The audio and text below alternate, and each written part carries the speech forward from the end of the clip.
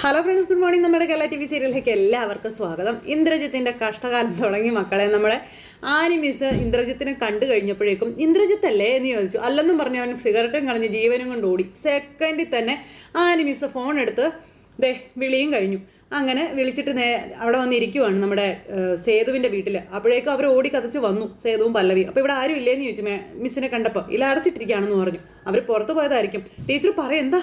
ഞാൻ അയാളെ കണ്ടു പല്ലവി, ഇന്ദ്രജിത്തിനെ കണ്ടു എന്ന് പറയുമ്പോൾ എവിടെ വെച്ചാൽ കണ്ടോന്ന് ചോദിച്ചു. അപ്പം സ്ഥലം എനിക്കറിയാം, വേഗം ചെന്നാൽ അവനെ കൈയോടെ പിടിക്കാമെന്ന് പറഞ്ഞു. സേതുവേട്ടാ, നമുക്ക് പോയാലോ? വരട്ടെ, അതിന് മുൻപ് ചില കാര്യങ്ങൾ അറിയാനുണ്ടെന്ന് സേതു അന്നേരം പറഞ്ഞു. ആന ടീച്ചർ ഇന്ദ്രനെ കണ്ടു, ഇന്ദ്രൻ ടീച്ചറിനെ കണ്ടോന്ന് ചോദിച്ചപ്പോൾ കണ്ടെന്ന് പറഞ്ഞു. അപ്പം പിന്നെ പോയിട്ട് പ്രയോജനവും കാര്യങ്ങളൊന്നും ഇല്ലയെന്ന് സേതു പറയാം. അവനിവിടുന്ന് സ്ഥലം വിട്ട് കാണുമെന്നും. അവനെ കണ്ടെങ്കിലും കാണാത്ത പോലെ നിന്നാൽ മതിയായിരുന്നല്ലേ? അപ്പം അതെ, അങ്ങനെ ചെയ്താൽ മതിയായിരുന്നു. വിഷമിക്കണ്ട, അവൻ ജീവനോടെ ഉണ്ടെന്നുള്ള കാര്യം നമുക്ക് ഉറപ്പായില്ലേന്ന് ചോദിച്ചപ്പം അതേന്ന് പറഞ്ഞു. ഞങ്ങൾ എന്തായാലും അവനെ പുറത്തെത്തിക്കാൻ ഒരു പദ്ധതി തയ്യാറാക്കിയിട്ടുണ്ടെന്നും ടീച്ചർ കൂടി ഒന്ന് സഹായിച്ചാൽ നന്നായിരിക്കും എന്ന് പറഞ്ഞപ്പം ഞാൻ കൂടെ തന്നെ ഉണ്ട്, നിങ്ങൾ ധൈര്യമായിട്ട് ഇറങ്ങിക്കോളാൻ പറഞ്ഞു. അവനെ പോലെ ഒരു ഫ്രോഡിനെ പിടിക്കേണ്ടത് അത്യാവശ്യമാണെന്ന് പറയുമ്പോൾ നാഗക്കാവിലെ കളവെഴുത്തും പാട്ടും കാര്യങ്ങളൊക്കെ നടത്തുകയാണെന്നും അവരുടെ വീട്ടുകാരുടെ വകയാണത്, തൊഴാൻ എന്തായാലും ഇന്ദ്രൻ വരാതിരിക്കില്ലെന്നും അവിടെ വെച്ച് ഇന്ദ്രനെ പൂട്ടാമെന്ന് വിചാരിക്കണതെന്ന് സേതുവും പല്ലവിയും കൂടി മിസ്സിനോട് പറഞ്ഞു.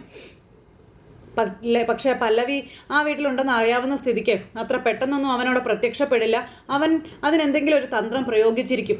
ഇപ്പോൾ ഞാനും പല്ലവിയും അതുപോലെ നിരഞ്ജന മാത്രമേ ഈ ഓപ്പറേഷനിലുള്ളൂ. എനിക്കും നിരഞ്ജന മേഡത്തിനും കാവൽ നിൽക്കാനൊന്നും പറ്റില്ല. കയറിയ ആ വിവരം അവന് കൃത്യമായിട്ട് അറിയാം. വന്നതുപോലെ തന്നെ അവൻ തിരിച്ചു പോവുകയും ചെയ്തു.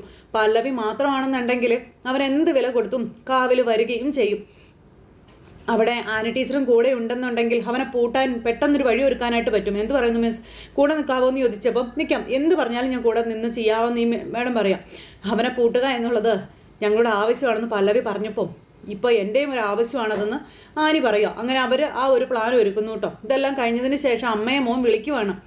അപ്പോൾ അമ്മയും മോനും കൂടെ ഫോണിൽ സംസാരിക്കുന്നു. മോനെ, എടാ എനിക്ക് മടുത്ത അമ്മ, ഒറ്റയ്ക്ക് എത്ര കാലം എന്ന് വെച്ചാൽ എങ്ങനെ പല്ലവി ഒരു പാഠം പഠിപ്പിക്കണം. പിന്നെ അതിനുവേണ്ടിയാണല്ലോ ഞാൻ ഇങ്ങനെയൊക്കെ ചെയ്തതെന്നൊക്കെ പറഞ്ഞ് മകൻ ഇങ്ങനെ അമ്മയോട് പറയണം. എൻ്റെ അമ്മേ, സമാധാനം എന്ന് പറയണതില്ല. എൻ്റെ ഉദ്ദേശം എന്തായാലും നടന്നല്ലോ. അവൾ വീട്ടിൽ തിരിച്ചു വരികയും ചെയ്തില്ലേ. ഇനി ഈ ഒളിച്ചുകളി അങ്ങ് അവസാനിപ്പിക്കാം അമ്മയെന്ന് ഇന്ദ്രൻ പറഞ്ഞു. എന്നെ കാണാനില്ല എന്നും പറഞ്ഞ് സ്റ്റേഷനിൽ അമ്മ ഒരു പരാതി കൊടുത്തിരുന്നില്ലേ, അതെത്രയും പെട്ടെന്ന് പിൻവലിക്കണമെന്നുള്ള കാര്യം പറഞ്ഞു. ഞാൻ അങ്ങോട്ട് വരാൻ പോകുവാണെന്ന് പറഞ്ഞത് കേട്ടപ്പോൾ എടാ, അതിനുള്ള സമയമായോ ഇന്ദ്ര?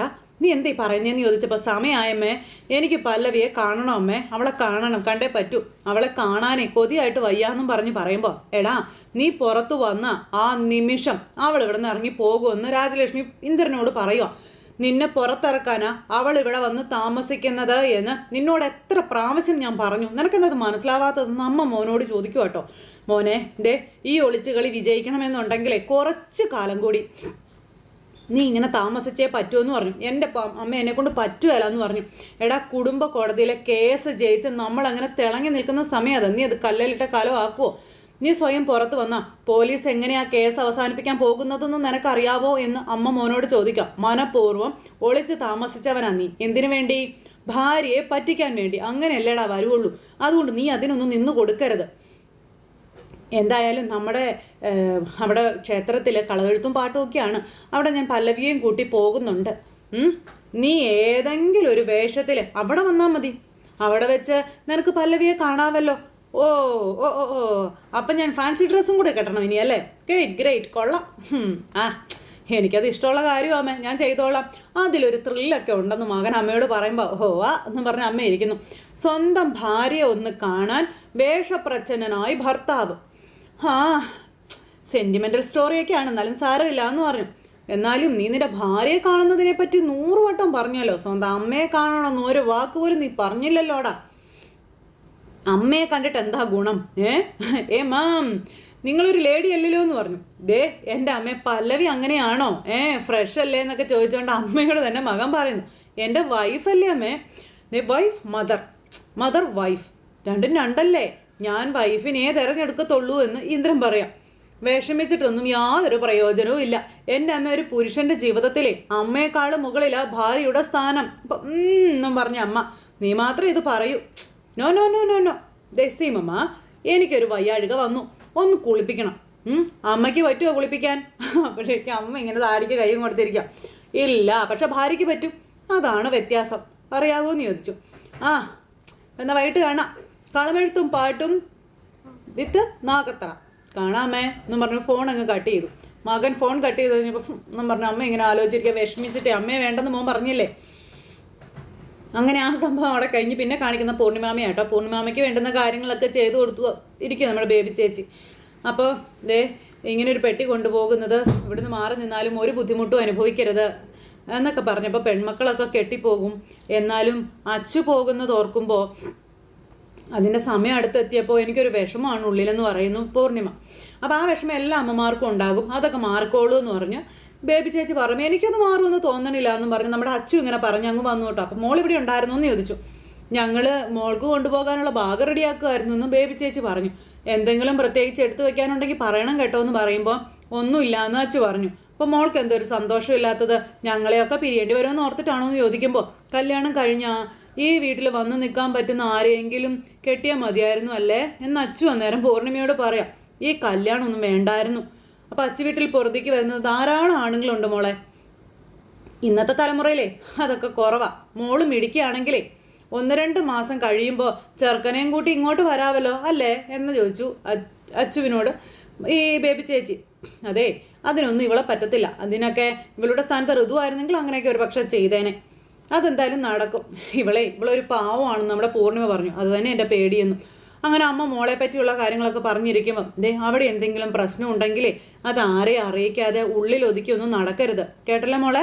അപ്പോൾ അത് കേട്ട് കഴിഞ്ഞപ്പോൾ നമ്മുടെ അച്ചു ഇങ്ങനെ അമ്മയോട് ഞാനുണ്ട്, സേതുണ്ട്, അതുപോലെ ആരോടെങ്കിലും എല്ലാം തുറന്ന് പറയണമെന്നും പൂർണിമ മോളെ ഉപദേശിച്ചു കൊടുക്കുക. അപ്പോൾ അതൊക്കെ കേട്ട് കഴിഞ്ഞപ്പോൾ ഭയങ്കര വിഷമിച്ചിരിക്കുക. പ്രതാപൻ പ്രശ്നമൊന്നുമില്ല, പക്ഷെ നിഖിലിൻ്റെ അമ്മ അവരിത്തിരി കുഴപ്പമാണെന്ന കാര്യം പൂർണിമ അന്നേരം പറഞ്ഞു. പിന്നെ നിഖിൽ, അവൻ്റെ സ്വഭാവം കൃത്യമായിട്ട് എന്താണെന്ന് ഇതുവരെ മനസ്സിലാക്കാൻ പറ്റിയിട്ടില്ല എന്നും പൂർണിമ പറയുന്നു കേട്ടോ. നന്നാകുമെന്ന് വിചാരിച്ചിട്ടാ നിന്നെ അയക്കുന്നത്, നന്നാവട്ടെ എന്നൊക്കെ പൂർണിമ മകളോട് പറയുമ്പോഴും അതൊക്കെ ശരിയായിക്കോളൂ എന്ന് ബേബി ചേച്ചി, എല്ലാം ഭംഗിയാകുമല്ലേ നോക്കിക്കോളാൻ പറഞ്ഞു.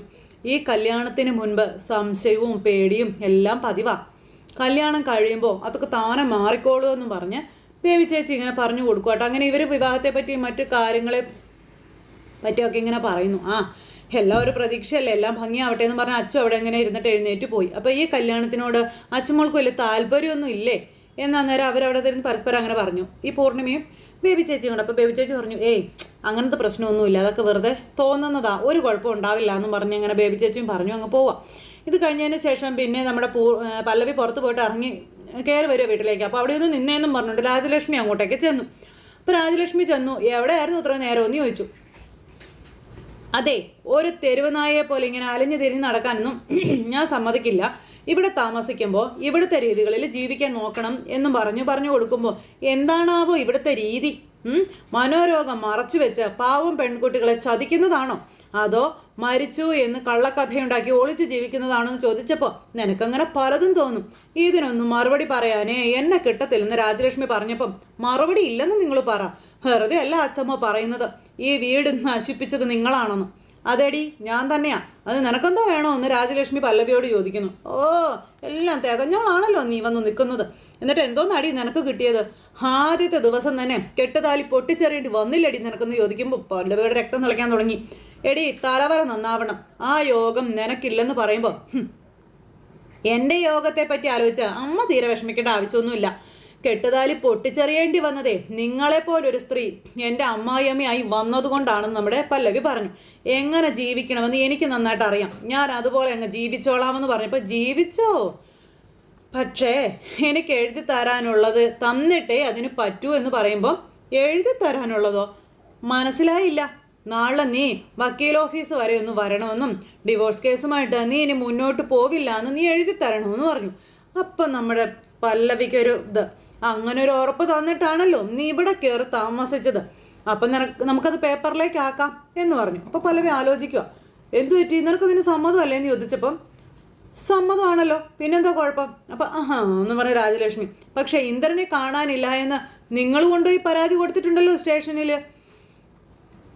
ആ പരാതി നിങ്ങളും പിൻവലിക്കണമെന്ന് പറഞ്ഞു. അപ്പോൾ അതിന് ഇന്ദ്രനെ കണ്ടുകിട്ടിയിട്ടില്ലല്ലോ എന്ന് പറഞ്ഞപ്പോൾ നിങ്ങൾക്കറിയാലോ ഇന്ദ്രൻ എവിടെയുണ്ട് എന്നുള്ളത്.